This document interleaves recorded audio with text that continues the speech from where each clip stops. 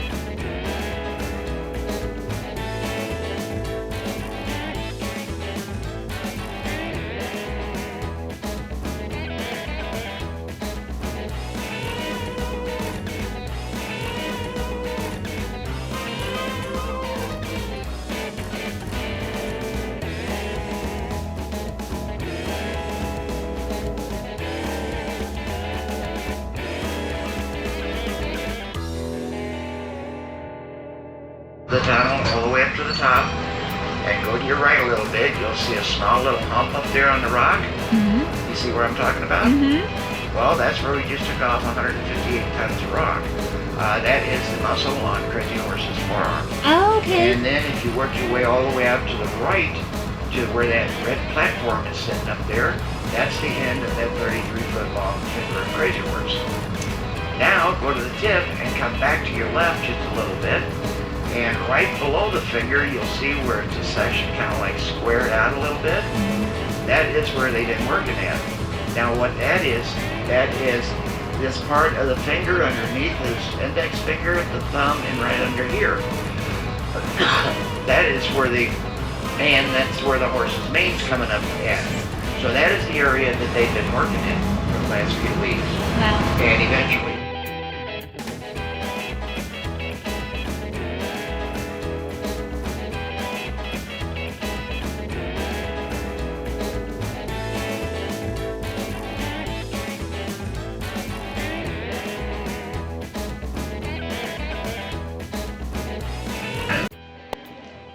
So we have learned an awful lot about Crazy Horse and the sculpture and all the things today. Stuff I really never expected, kind of surprised by what I learned. So behind us, right here, we can see that is what the sculpture is. 1/34 scale. 1/34 scale. So go stand at the bottom of it, honey, so we can give it some scale here. So that's 1/34 scale. teensy. It's a teensy bit. So if I step just a few steps to the right, emerging out of the rock, way over yonder, you'll see the real life sculpture.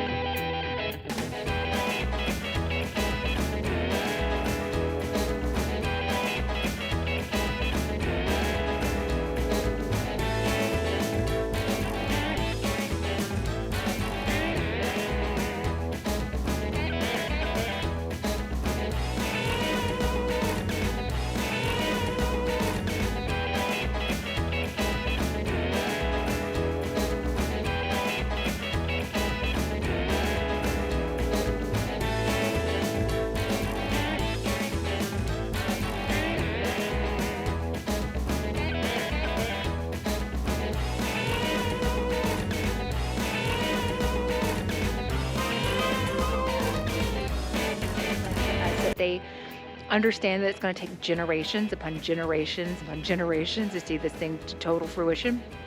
But they kind of carve the overall project up into with 10-year goals.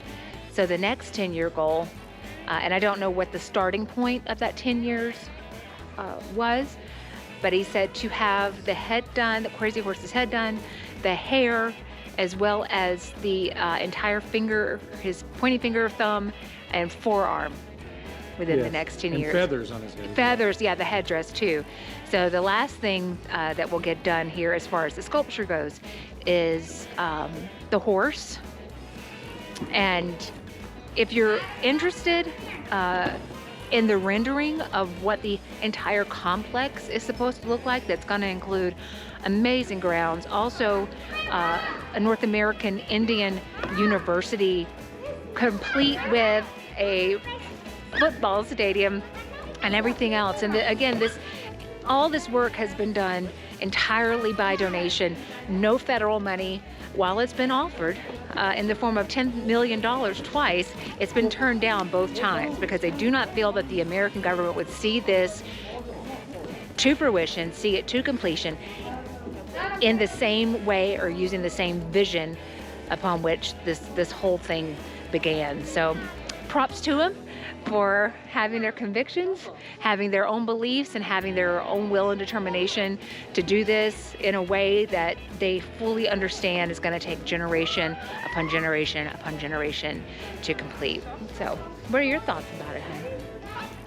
Just like going to the Grand Canyon, it's just you can't even describe the power of this place until you see it and you know the backstory and just see all the hard work and lifelong dedication. Yeah, this ain't something lifelong. that someone had a contract to do.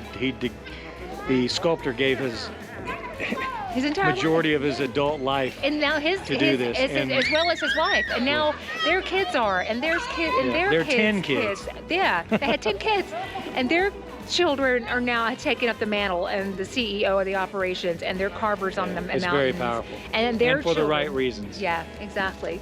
So with that, we give Crazy Horse Memorial 10 out of 10. Highly recommend. Cannot wait to come back in the summer and do the hike and sit at the base of actual Crazy Horse's base, and that's well on our agenda of things to do. Things on our list that we would have never even considered as being an option in the running of things that we needed to do in our lives, but now it is. So if you get a chance, if you're ever in the middle of South Dakota, come on out, see the Crazy Horse Memorial.